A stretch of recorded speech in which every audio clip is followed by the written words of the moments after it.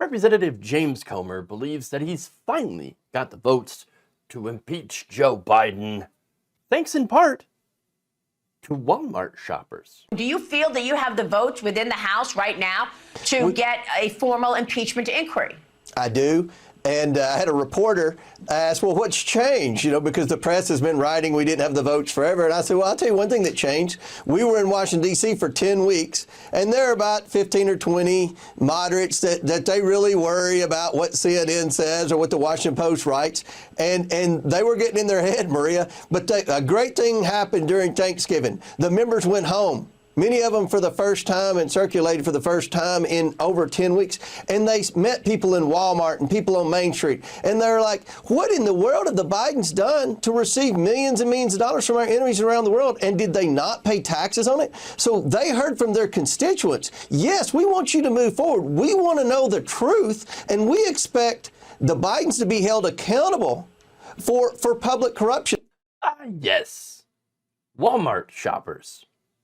Walmart shoppers. Apparently, they have confidence in the credibility of our investigation, Comer said, and the mountains of evidence we've accumulated. Yes, the mountains of evidence. Like, you know, the evidence, which is very, very big and very great, and shows all the things that we allege, you know? Does it, though? So, look. Republicans haven't actually found any proof that Biden took official actions on account of his relatives' business dealings, which again is the whole crux of what they're accusing the Bidens of doing. Now, there's also no evidence that Biden who by the way had a dinner in 2015 with the Ukrainian executive Vadim Pazarsky, had been involved in any official business or led any special favors that were granted to him by the Obama administration. So there's no evidence of any of that, okay? Now, the Republicans do have one thing, and that is Biden not being completely honest about some of the things related to this, putting out some very, very broad denials. Now, let me give you the details on that.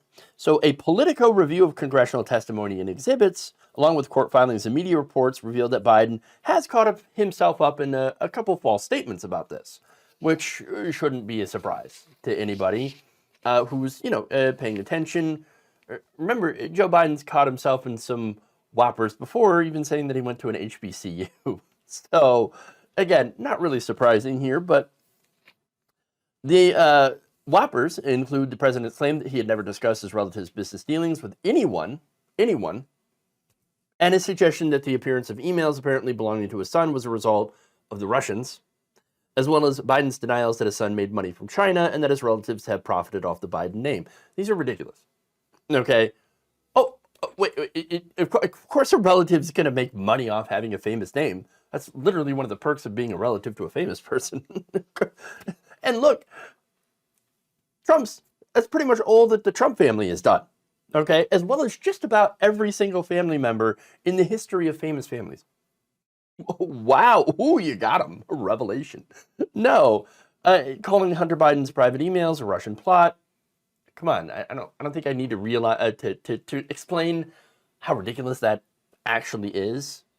I mean, come on. Look, if this is their evidence. Ooh, wow, ooh, you got him. A politician lied about something. Stop the presses, everybody. Look, the fact is that they don't have any evidence that any crime has been committed. And I think that's what's really important here. Look, impeachment is supposed to be about what? High crimes and misdemeanors, okay? If your standard of impeaching somebody is, well, they lied about something, well, you might as well impeach everybody. Every politician. I might even support that, by the way. Throw them all out. Okay, but look, getting back to Comer, the idea that Republicans, and by the way, this shows how this entire impeachment thing is 100% political, but the idea that Republicans will launch an unsuccessful, and it will be unsuccessful, and rather clownish impeachment inquiry because of Walmart shoppers, yes, Walmart shoppers, absolutely hilarious. I would bet you money that none of these Republican congressmen have ever stepped a foot in a Walmart unless it's some sort of campaign event, okay? You think they're going out there and they're going to the candy aisle or whatever aisle, right? They're in the frozen food section. It's like, hey, by the way, what do you think about the Biden bribery corruption scandal? Oh yeah, let me get your thoughts on that. Do you think we should launch an impeachment? What? No, hilarious. Look, I don't even a lot of these politicians do their own shopping. Okay, the average net worth of a member of the House of Representatives is roughly around $1 million. These people are rich. They're loaded. Now, that said, it is true that the average Republican is absolutely on board for impeaching Joe Biden. And by the way, they're not alone. 48% of all voters said that they would support the current impeachment probe into the president surrounding the, quote, business dealings of his son, Hunter Biden, and other family members. Out of those voters, 36% of Democrats support the impeachment inquiry compared to 63% of Republicans, just a mirror image. And let me explain why. Nobody likes corruption, or even the appearance of corruption. Yeah, of course, yes. Not only that, but Joe Biden hasn't done himself any favors with some very broad denials that turned out to not be true. You also have the media, which has been hammering the hell out of this. Republicans going on Fox News, like James Comer, talking about Biden corruption, China bribery, Hunter's laptop. Okay, but at the end of the day, they don't have any evidence of a crime. So again, this is just nothing but political stuff, right? But look, the bigger issue, by the way, the thing that bothers me the most is the fact that this isn't actually an attempt to stop corruption. Well, you think Republicans care about corruption? No, you want to stop corruption, and money in politics. Republicans don't want to stop corruption. And by the way, let's be honest, not a lot of Democrats do either. Politicians on both sides, including President Joe Biden, take money from wealthy donors, giant corporations, special interests, super PACs, et cetera, right? That's the real source of corruption in our system. Now, it's something that Republicans never talk about. Now, when Democrats talk about it, they give it lip service, but they don't actually do anything about it. Okay? You know why? Because they're all on the take.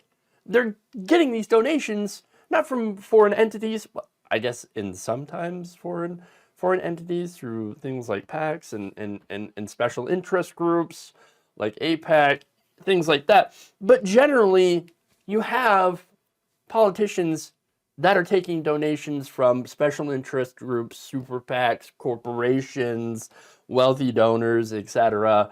And that's why this whole thing to me is just absolute nonsense.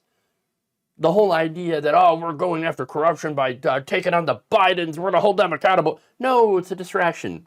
It's a distraction from the real corruption, the actual corruption that happens, thanks to the fact that our system is absolutely rigged in favor of the rich, in favor of corporations, in favor of wealthy donors, against the rest of us. And it's all thanks to private money in public elections.